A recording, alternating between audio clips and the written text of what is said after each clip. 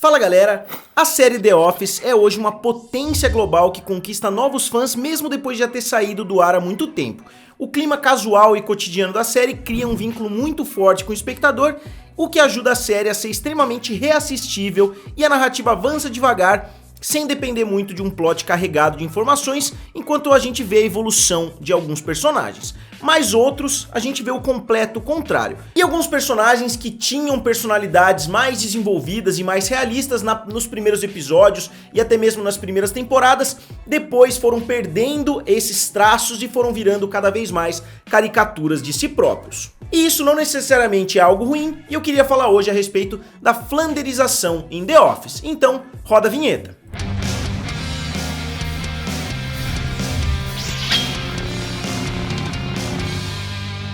E eu fiz um vídeo falando a respeito do conceito de flanderização, que vocês podem dar uma olhada aqui do lado, mas explicando rapidamente pra vocês, flanderização é quando um personagem que tem uma personalidade um pouquinho mais definida, com o decorrer dos episódios ou com o decorrer das temporadas, passa a ficar cada vez mais focado ou nos seus defeitos ou em um só traço da sua personalidade. E obviamente o nome flanderização vem do Ned Flanders dos Simpsons, que ele era um cara bonzinho, ele era um cara muito gente boa, muito amigo ali do Homer, tentava pelo menos ser muito amigo do Homer, e depois a gente viu ele virando cada vez mais um radical religioso, seja por intenção dos criadores, seja por um plano maior ou seja somente por preguiça de continuar desenvolvendo esse personagem. E outro grande exemplo disso é o Joey na série Friends, na verdade não só o Joey, como a maioria dos amigos ali na série Friends. E os motivos podem ser os mais variados para os roteiristas utilizarem esse conceito de flanderização, mas o primeiro deles é obviamente a preguiça dos roteiristas, os roteiristas se cansando de tentar desenvolver todos os personagens. A série The Office, por exemplo, é uma série de ensemble, ou seja, uma série que junta vários personagens, não é uma série com somente 3, 4, 5 personagens, são vários personagens interagindo o tempo todo, então muitas vezes os criadores não querem dar um backstory para cada um dos personagens, é muito mais fácil focar ali em 3 ou 4, e os outros viram praticamente caricaturas de si mesmos. Então o primeiro motivo seria a preguiça, o segundo motivo seria o foco em outros personagens, e o terceiro motivo, que eu acho que é o mais importante para The Office, é o motivo cômico. Ou seja, um personagem muitas vezes como o Kevin, que é um personagem que eu vou abordar daqui a pouco, ele pode ser muito mais engraçado sendo uma caricatura de si próprio do que sendo um personagem mais sério, um personagem mais tímido, como ele era nas primeiras temporadas.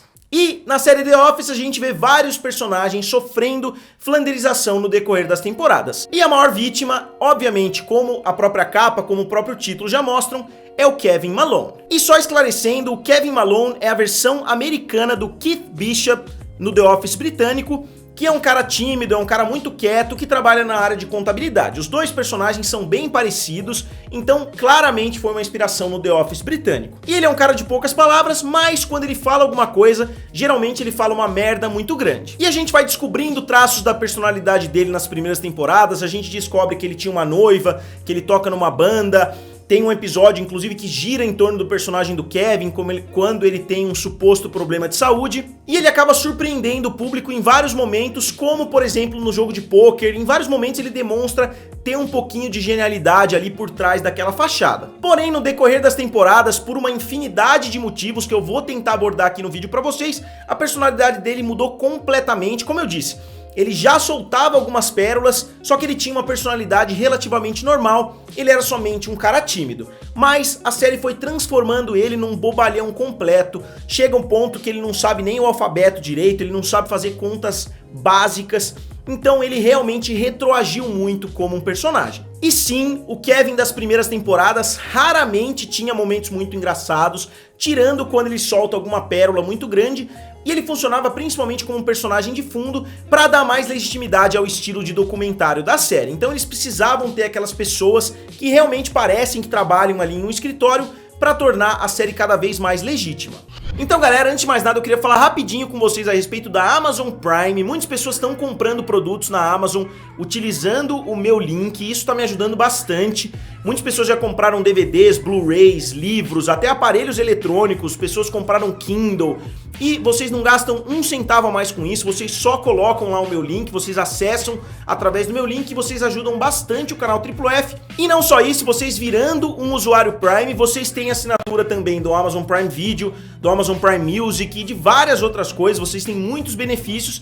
Então eu vou colocar os dois links aqui, o link do Amazon Prime Video e o meu link de compras. E se vocês forem comprar alguma coisa, se vocês tiverem alguma coisa em mente, vocês podem usar meu link que vocês ajudam bastante o canal Triplo F. Só que depois dessa mudança gradual no personagem, ele ganhou cada vez mais espaço e cada vez mais foco humorístico, mas ele perdeu grandes traços da sua personalidade. E obviamente essa mudança não foi completa, não é uma mudança da água pro vinho. Obviamente nas primeiras temporadas tem momentos que ele é atrapalhado, tem momentos que ele demonstra ser bastante burro, e nas temporadas finais tem momentos que ele é inteligente, tem momentos que ele sabe fazer contas rápidas, mas no geral a gente viu uma transformação muito grande do personagem, principalmente na forma com que ele fala.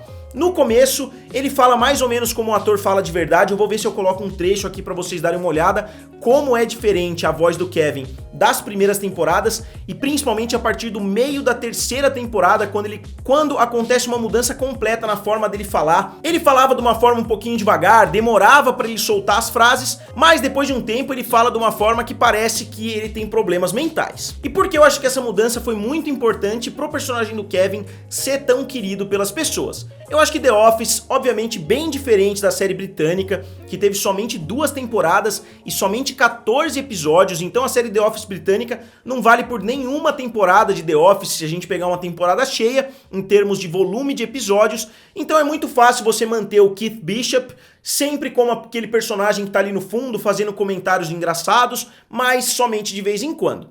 Agora, como a série The Office foi se prolongando, como tudo que acontece nos Estados Unidos, eles tentaram tirar cada gota dos personagens, então não dava pra eles terem mantido o Kevin tanto tempo naquele mesmo personagem.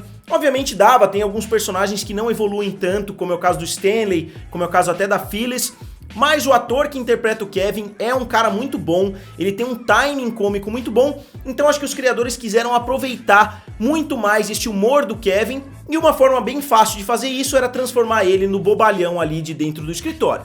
E não só isso, essa mudança drástica da terceira temporada em diante acabou gerando inclusive várias teorias que falam a respeito dessa mudança. Se vocês quiserem, eu faço um vídeo separado falando a respeito das teorias envolvendo o Kevin Malone. E a série inclusive caiu de cabeça nessas piadas, chega um determinado momento que eles estão conversando dentro do escritório e todo mundo concorda que o Kevin não era desse jeito quando ele entrou para trabalhar na Dunder Mifflin. Então é uma metalinguagem ali, a série tá criticando ela mesma por ter feito essa flanderização com o personagem do Kevin. E pra mim o momento mais inesquecível do Kevin na série é quando ele vai servir o chili que ele passou um tempão preparando. A gente vê o começo do episódio, ele narrando como ele fez pra fazer aquele chili, ele tá levando uma panela enorme e ele derruba aquela panela de chili. É um dos momentos mais tristes da televisão. Então eu já falei a respeito do Kevin, eu queria avançar pra falar um pouquinho a respeito do Creed, que na minha opinião é o segundo personagem que mais sofre de flanderização no decorrer dos episódios, só que eu vou ser um pouquinho mais breve, até porque o Creed não é um personagem tão relevante assim.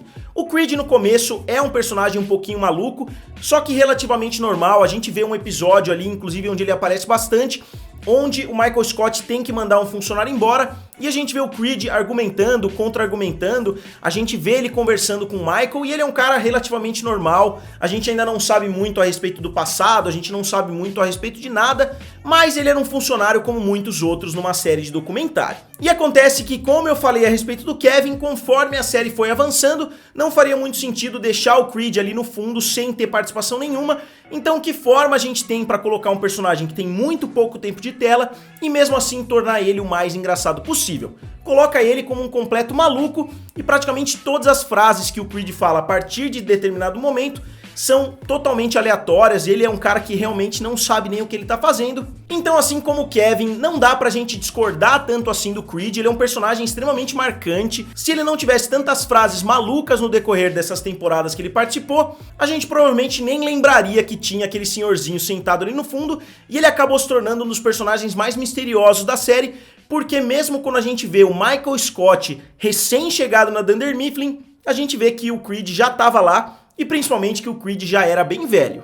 E o único problema da flanderização de um personagem como o Creed, até mesmo o Kevin, é que a série acaba perdendo um pouquinho da credibilidade como um documentário falso, porque no começo realmente parece que a gente tá vendo um escritório, a gente vê ali os contadores, a gente vê o Dwight, o Jim, eles têm uma dinâmica um pouquinho diferente, mas a gente sabe que a Dunder Mifflin, a Scranton Branch, né, que é a filial ali de Scranton, que o Michael Scott é o gerente, a gente vê que ela consegue vender bastante, que ela tem um sucesso muito grande, e a gente sabe que o Michael Scott tem métodos nada ortodoxos, mas mesmo assim eles funcionam. Só que eu acho que o Creed e o Kevin acabam tirando totalmente essa credibilidade nas últimas temporadas, porque é difícil acreditar que aqueles dois personagens estariam empregados em uma empresa de respeito. Mas eu acho que numa comédia é mais importante esses personagens serem engraçados do que a série fazer sentido, e eu acho que tanto o Kevin quanto o Creed ajudam bastante nesse ponto. E muitos outros personagens sofrem também de flanderização. A Jen, que namora o Michael Scott por um período longo de tempo, ela entra completamente diferente do que a gente vê ela no final.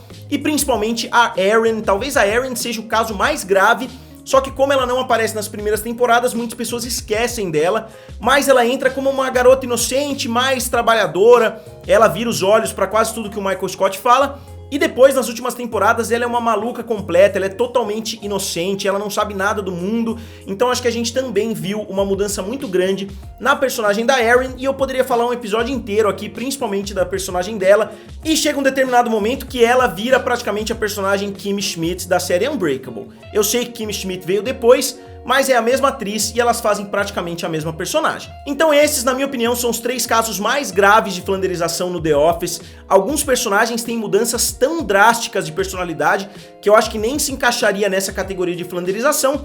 E se vocês quiserem, eu faço um vídeo a respeito desses outros personagens que mudam completamente, como é o caso do Andy. Mas alguns desses personagens sofrem mudanças tão radicais que eu acho que não se enquadram em flanderização e sim numa mudança completa de percurso. Então pessoal, agora como sempre eu gostaria de saber de vocês o que vocês acharam do vídeo de hoje e qual outro personagem do The Office vocês acham que sofreu flanderização no decorrer das temporadas. Diga aqui nos comentários, curta o vídeo e se inscreva no canal. Valeu e nos vemos em breve.